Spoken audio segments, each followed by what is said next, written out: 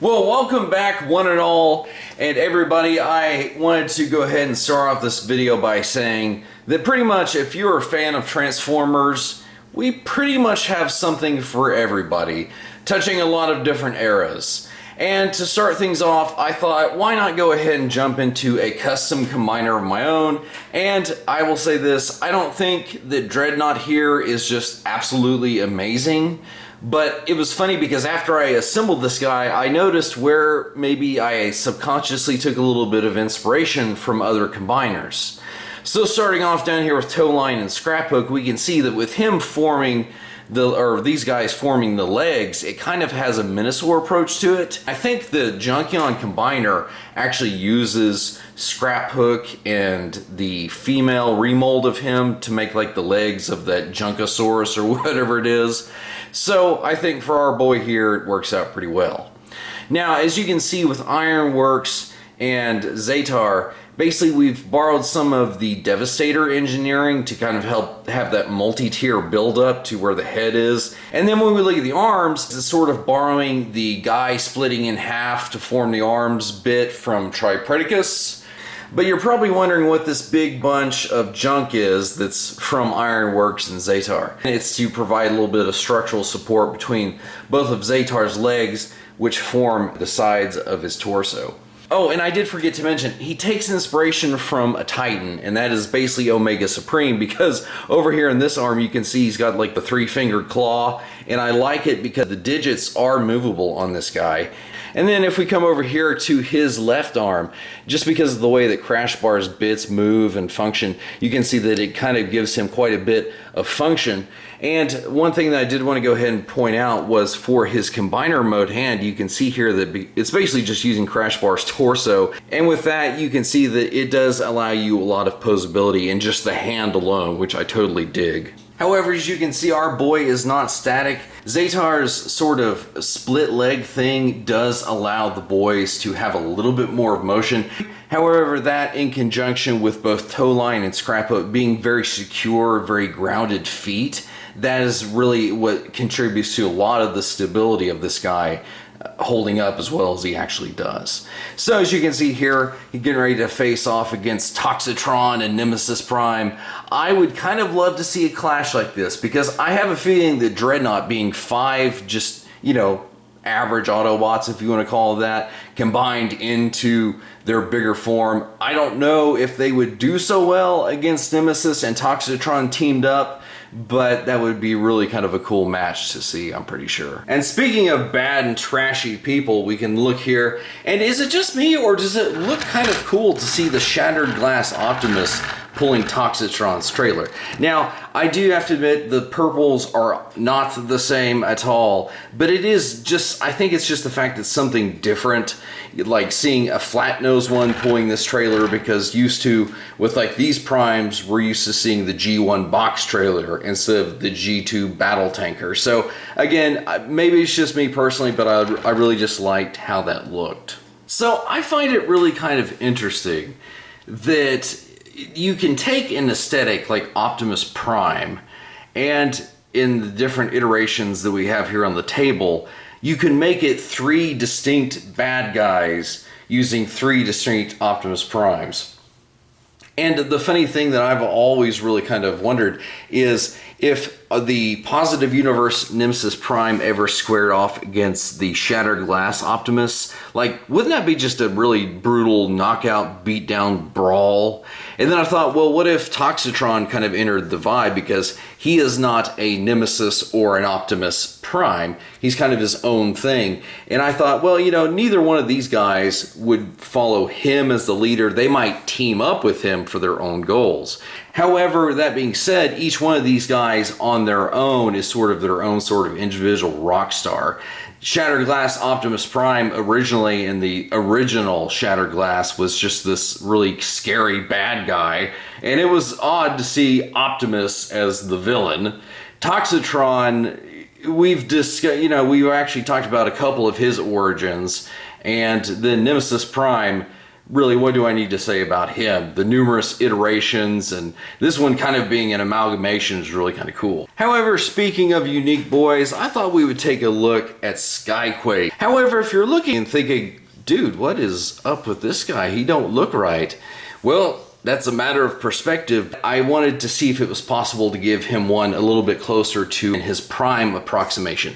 And I don't think that it was intentional by the designers giving him this, because you can see that there are some large unfortunate gaps, and a lot of the stuff doesn't line up as smoothly as it does for the official robot mode, but it is a lot closer to the way his legit prime body looked, with the wings kind of sloping downwards instead of being higher up on his back and having the jet canopy as his actual chest. Now, if you can see, obviously, because he's facing the other way, his hands are reversed.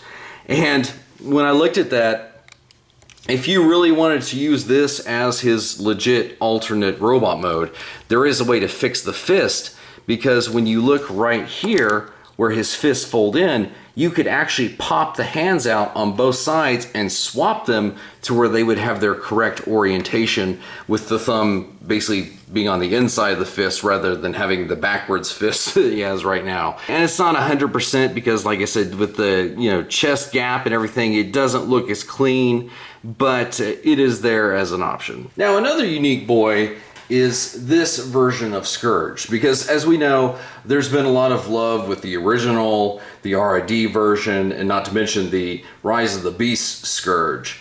However, one that has kind of fallen through the cracks over the years is our boy, the Transmetal 2 Predacon version.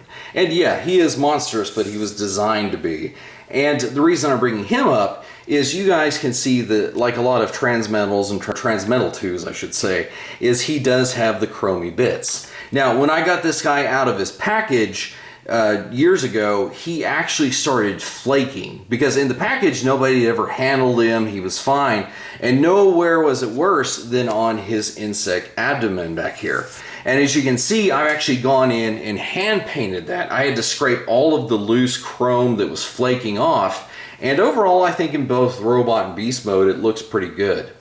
Now, the reason I'm bringing up the whole vac metal thing and the story with Scourge is Evan Brooks actually talked about whenever they start doing either re-releases or new iterations of Transmetals, they won't be doing the vac metal, because it's actually a very dangerous process. Like, basically when they do this process for the vac metal, they're in a paint booth and the metal particulates are literally floating through the air, per cubic square inch, and it's very hazardous. So Hasbro doesn't want to do that for the new iterations. Like, if they did Scourge nowadays, every bit that you would see on him would probably be a sort of color like this orange bronze color.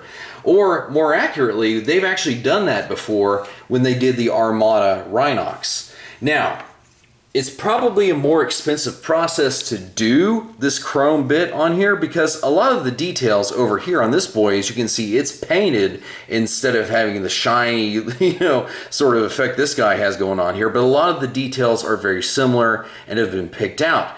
But because they chose to go with just straight paint on the Armada Rhinox, not only did it give them the budget to put in the Minicon ports, but there are little extra splashes of paint. Like you can see there, the little energy bits on the back by the pegs. One of the biggest things is the neck and the eyes both have paint on these guys. But if you notice on the Armada Rhinox, they colored in his ears and his mouth, whereas on the original, it's just the molding. It's not even there. And some of even like the smaller details, because look, even the toenails on his beast mode have been painted, whereas on the original boy, again, it's just straight molding. So it'll be interesting if they go with kind of this sort of approach instead of like Evan said, they're not going to go with the original. However, it's okay. As long as they get the guys looking mostly right, even if it is just a painted color, personally, as long as it looks good and functions fine engineering wise, I think I'm okay with them ditching the chrome metal. That was a thing indicative of its time, but we are, 20 plus years beyond that, so it's okay with me. Now these guys are is it technically this guy? What's the appropriate English here? Because it's all supposed to be the same Rhinox. This is all the US domestic releases. There is a Japanese version, and I'm like, you know, I'm okay with this, because I got a Japanese rat trap once, like the white and orange one, and oh my god, that was expensive. So I'm like, you know what, I might just stick with my US Rhinoxes that we got going on here. I'm sorry, I'm getting excited, as you can tell, because I love this mold. I mean, well, that's probably obvious, isn't it? And it's ironic because the release order of these guys this was the iteration with the lighter blue chrome, then they did a running change where it's this darker blue chrome, and then we've already discussed that this was the, you know, new wave of transmetals that came out to supplement Beast Machines. Whenever it started tanking, they're like, oh god, let's put out some Beast Wars guys to, you know, get some more money. You know, Beast Wars had to bail out its successor. Ironic, isn't it?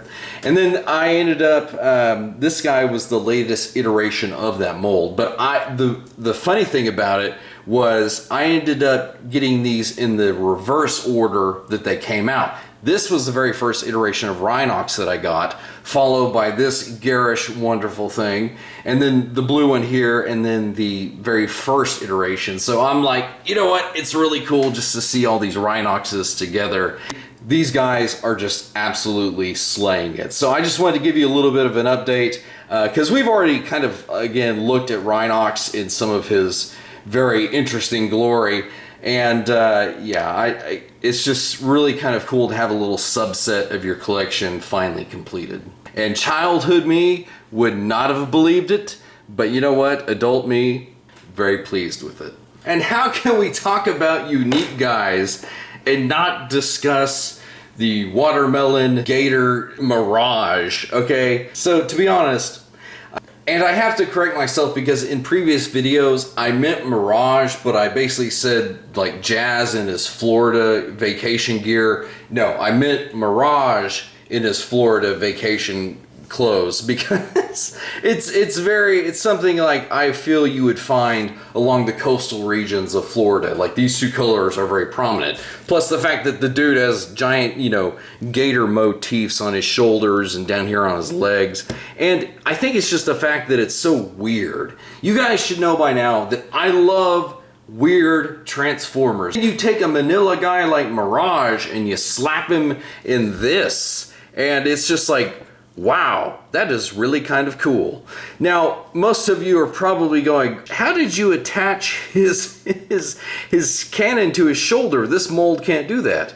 Well, a guy on eBay that was selling an adapter, basically you can see there, that it just kind of plugs over the shoulder, and you can go ahead and plug in his shoulder cannon. So I'm like, or shoulder rocket launcher. And the funny thing about it is it will stay in place during transformation. You don't have to remove it. And the thing is if you decided that you didn't want to have it there and go back to how he is normally stocked, it's easy to remove. It just clips into place and does not cause you any problems, but does a heck of a lot to help you out if you want this look right here. However, before I got the adapter, I always kind of liked hooking his weapons together to kind of give him like this big shooting blaster. And oh man, I think that looks kind of cool, to be honest. And I don't know what it is lately, but him and a few others, what is it with like the lime green or just bright greens in general that we're getting with a lot of our figures lately? I find I'm on this sort of kick, even things like my ring, and I mean, I don't know, maybe it just looks good on a lot of stuff, and that's why I like it. However, as far as our Watermelon Mirage is concerned, definitely a winner in my own personal book, at least. So you guys remember how I said that I kind of felt that Scourge had fallen through the cracks? Well, you don't have to be his figure that is as old as Scourge to fall through the cracks or fade into obscurity, because I feel like Triceraton is one of those ones that has kind of followed the same beat. Now, when we did his original figure review, I believe it was Grimlock that we had holding him in this kind of hammer configuration. However, there was a lot of pieces of Triceraton that were left over that I thought, well, could we utilize them in a similar manner, or just, you know, attach them to the existing weapon? So basically, if you can see back here, we've got the tail bit kind of serving as a extension of the back half of the hammer so that it has even more force whenever whoever is wielding it, you know, brings it down on a Predacon or a Decepticon or whatever. And the great thing about it is that Dinobot's mold, even with Grimlock using it now, is it does have that one peg that can plug into his unique hand. As you can see, it's in the center. It's not like a normal fist like you see with Toeline over here. However, if you wanted Toeline or anyone with a normal fist to wield it, because it does have this peg down here too, it is true they will have to grip it at the very bottom of the handle essentially, but it is possible. And as you can see with Toeline over here, we did end up finding a way to utilize the rest of Triceraton's pieces. Now, to be honest, this is a little bit of a cheat because it's not just the pieces by himself like you see with the big Warhammer over here. This is actually taken the Micron Master from the Takara version of Breakdown and basically just kind of beastifying it up with, again, all the bits that you see from Triceraton. So I think it looks kind of cool with the giant, you know, Triceratops head being the head of the hammer, where he'd just be like, you know, and anyway, I could see that causing some serious damage. So if you guys had just kind of heard me talking about the Micron version of Breakdown, there was actually two. The one that you saw the hammer with, that came with the normal version of Breakdown. However, they had an additional mold called the Silas Breakdown, where basically it was just, you know, the prime versions of those two characters, where it was a dead version of Breakdown and Silas was basically piloting his body. The way to tell the difference between the molds is the Silas one had the nice chrome grille, which, as you can see, for this reuse of the mold, it's still there and it looks fabulous because, if believe it or not, this is a Megatron. This is a Botcon Megatron. And you're like, well, I don't remember a Megatron looking like that. Well, you see how he's kind of like dirty and got those grimy bits all over his, what looks like a green alternate mode. Well, believe it or not, guys, this is a different take on the Dark of the Moon Megatron. Basically, it's kind of saying, well, what if that version of Megatron, instead of looking like a mangled mess of metal, actually looked more like a G1 character? And I kind of like this alternate take on it because I kind of wish Megatron looked like that in Dark of the Moon. However, to further the connection between that Megatron and certain characters from the film, you can see here that they actually have given Shrapnel the sort of praying mantis mold, but it's supposed to be the same character from Revenge of the Fallen. But I think that for a reuse of this Micron, it works pretty well. Now, when I bought this guy off eBay, this was the only Micron that he actually came with in that listing. But the original figure actually had a Micron that turned into sort of like a wrecking ball like you would see with Bulkhead. But again, it was meant to more homage the original Megatron's Energon mace. However, the third thing that he came with, which even harkens more to the Generation 1 Megatron, was he came with a recolor of Goria. As you can see, Goria here does transform into a stylized version of the fusion cannon, and the black recolor named Boombox was meant to homage the original Megatron's iconic weapon accessory. And so basically, to do that, you would just go ahead and plug it into this weapon port right there, and now you can have your boss Megatron having a little bit more of that traditional look. So when I was thinking about, well, you know, I would like that third accessory, but I could not find it anywhere on the internet. And so I was like, well, you know, I have a mace that I don't think the Masterpiece Optimus Prime is currently using at the time. And besides the fact that this is Megatron, do you really think a skull mace would not suit him? I mean, this dude is nuts. And the funny thing about it is, even though it's meant for a Masterpiece hand, in this guy's fist, it does hold pretty well. And I'm like, you know what, that works, and for this guy, it is pretty funny.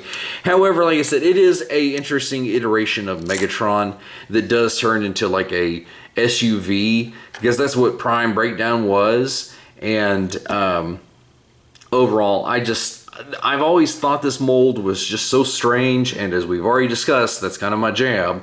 So of course, that's why I ended up buying one. Oh, and one thing that I did want to go ahead and mention is there is a small deviation from the Silas mold, is while it does have the chrome grille, on the original Silas mold, they had a little molded in Silas with like his technological bits that were keeping alive in the show. And I'm glad for this iteration of Megatron they removed that, because otherwise that just would have been really weird. As it might have made folks sort of think that he was piloting a mech version of Megatron instead of allowing this to be what it is, just a different iteration of the main Meg's bad guy. Which is likewise something that even back in the Beast era, this Megatron had to avoid. Now, what am I talking about with that? Well, I think we may have talked about this already, but basically, if you can kind of see in this Megatron's chest, it looks like what is a command chair, essentially. And him and Tigerhawk had these command chairs in basically where their spark was supposed to be located. Well, the original intent was that they were going to have little microscopic figures, one that looked like the original pre-Earth mode Megatron sitting in the command chair, and I don't know what they had intended for the Tigerhawk version, but basically those little figurines were going to sit in these command chairs and they were going to represent their spark. However, the designers thought that the kids that would be buying these toys, they might confuse those as the actual things with the larger robots being like mechas that were being controlled. So to avoid that confusion, they left the pilot seats empty so that the kids would know this character is not a mech, this is actually Megatron himself with nobody like piloting him, essentially. You know, it would be unfair to compare this boy to his modern day legacy release, right? This guy doesn't have a hope of holding a candle to that one. But because this guy in his clunky glory does have 20 plus years of memories attached to him, I'm always going to have a soft spot for this version of Megatron. And by extension, the blue repaint of Cryotech kind of rides on the coattails of that nostalgia because, again, it's the same mold, but it's just in blue and it looks sick and it has all the same functionality of the original Megatron.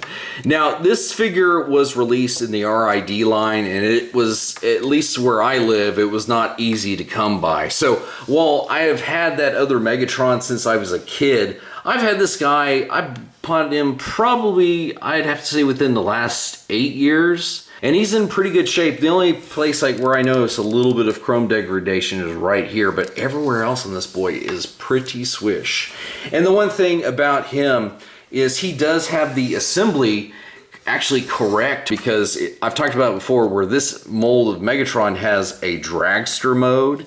And so whenever my Megatron came, this actually was misassembled with the deal going back this way towards the wing. But for it to lock in, you actually have to push it all the way back, and then there's a little lever that you push down, and it would lock the dragon mode like that for whenever you go to dragster mode. I've never put this version of Cryotech in dragster mode because it's kind of ridiculous. If you could fly, why would you? But he does, as you can see, have the spark seat right here. Now, there was a Takara version of Cryotech that did have the spark figure, but again, for the domestic releases of this guy, they didn't want to do that.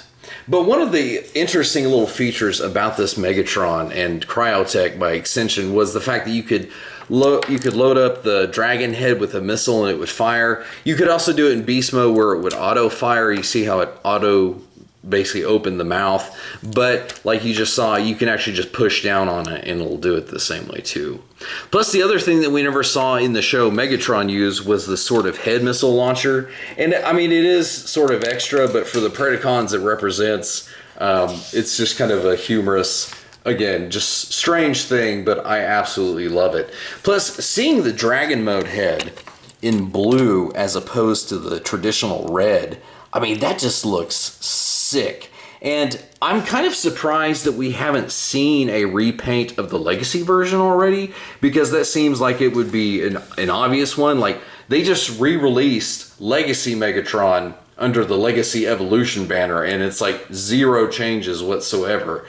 However, if we know like the way that Hasbro thinks, they're probably just waiting until that Legacy Uni line, in which they'll probably have the Cryotech repaint. Since I have the OG one, I might not be as influenced into buying the Legacy Evolution version. Oh, well, come on, let's have it. Yes, soon it will all be over. So we finished this review by going to something that definitely is rare. The OG Jetfire. All the pieces that you see on this guy, they're all original. None of them are reproductions. However, I am not opposed to actually getting reproduction pieces, especially for the arms, since it is necessary to detach them in order to move the fist either forward or backwards.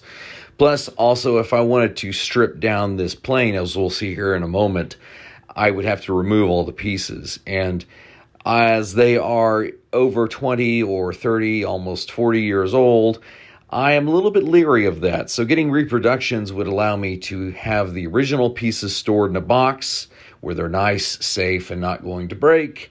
And that way I could remove or attach said replacement pieces with zero worries. So that is a viable option I might have to look into. And because it is taken from the Robotech deal, you can see here he is in his Gerwalk mode. It is kind of odd, and there are a couple different iterations and ways to do the Gerwalk mode. You see like the one I have it here where the leg is flush against the body. In this picture, you can see that the leg is not flush against the body, but it does allow the arms to be in a different position.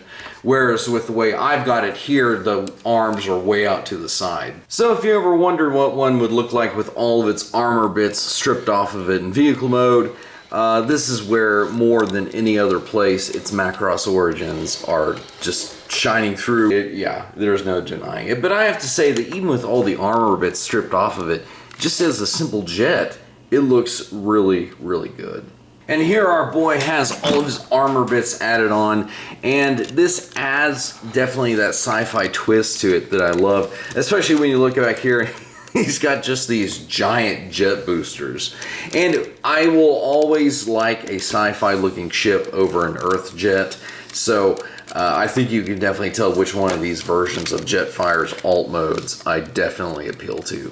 Plus, the thing that I've always liked is whether it's in standard jet mode or like this with all the armor bits, is that the antennas from his robot mode head actually serve as like cannons, I guess, or maybe that's just what I've always thought of him as, and definitely it looks really good. And here he is in his simplified robot mode, and the one thing that I'll knock about it is the way that his robot mode folds up is it's very dependent upon the extra armor bits for this to stay up against his back real flush, because they kind of rest against the wings. But you can see here that there's really nothing to keep this back section up. And really just with all of his armor bits stripped off of him, yeah, there's not really a whole lot here. He's rather unimpressive. And so here we can see our guy finally in his full robot mode glory, and yes, definitely an improvement here. And like I had said, you can see that basically these jet boosters, they kind of sit there with this red piece, and it basically just kind of sits and rests there against the wings. So that's why this whole assembly, unlike before, is actually staying pretty much flush with it. And so a little bit of interesting design that I appreciate. Now, one thing that I did not bring out is you can see over here that his left fist is just solidly molded, so that means that he can only hold his gun in his right hand. Even in this original iteration of the figure, it's just the sort of vibes that it puts off and the history that is involved with this Jetfire that make it feel like it is something that is a really kind of a special figure. But you know, the one thing that I'm always thinking about is it shouldn't be the hype over figure that makes it special. It should be if you enjoy it. And for me, Jetfire definitely does that, so I can't really ask any more from him. Well, my oh my, haven't we covered quite a bit of ground today. I don't want these videos to get super long yet. I just really wanted to cover a bunch of stuff in this video that had kind of cropped up, and I wanted to share with you guys, as that is our vibe. So anyway, I hope you guys enjoyed everything that we took a look at today. And with that being said, I think we'll go ahead and wrap up this video, everybody. So until next time, guys.